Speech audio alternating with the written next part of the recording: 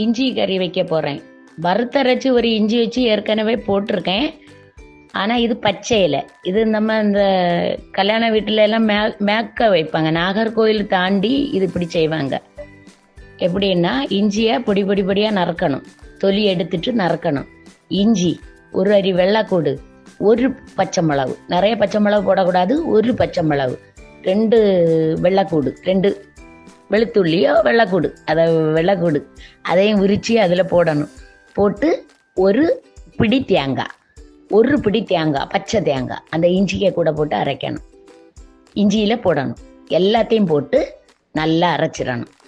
நல்லா மை போல் அரைச்சிடணும்.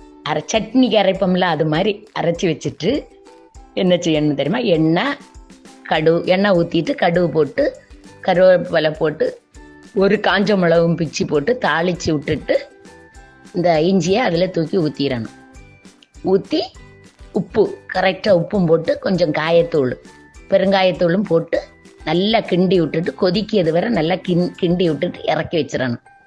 அதை ஆறின உடனே என்ன செய்யணும்னா ஒரு 2 ஸ்பூன், ஒரு 2-3 ஸ்பூன் தயிர் அதில் விட்டு கிண்டி வச்சிடணும். செம்ம டேஸ்ட்டாக இருக்கும். உங்களுக்கு சிம்பிளாட்டு இது சீக்கிரத்தில் இதை செய்திடலாம்.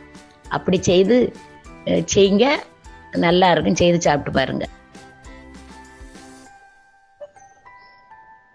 துள்ளி மறைஞ்ச உடனே கொதிக்க விடணும். நல்லா கொதிக்க விடணும்.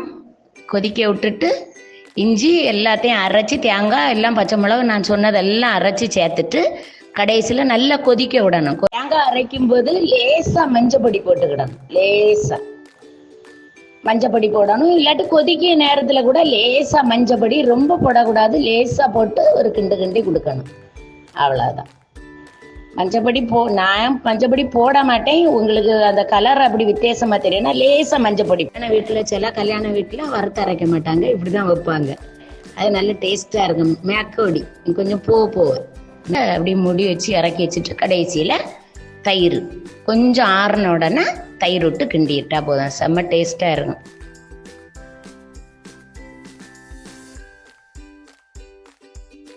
சீக்கிரம் அந்த வறுத்து அரைக்க உங்களுக்கு கஷ்டமா இருந்தா இப்படி செய்திடலாம்.